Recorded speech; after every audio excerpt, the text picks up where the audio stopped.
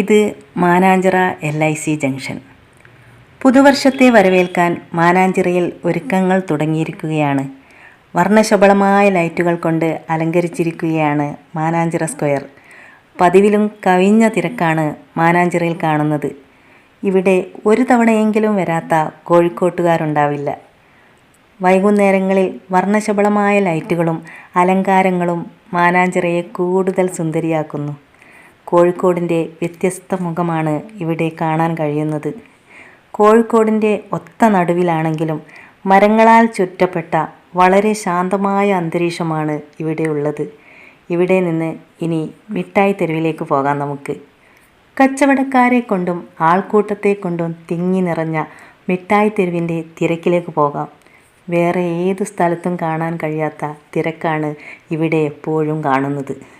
പുതുവർഷത്തെ വരവേൽക്കാൻ ഒരുങ്ങി നിൽക്കുകയാണ് മിഠായി തെരുവ്.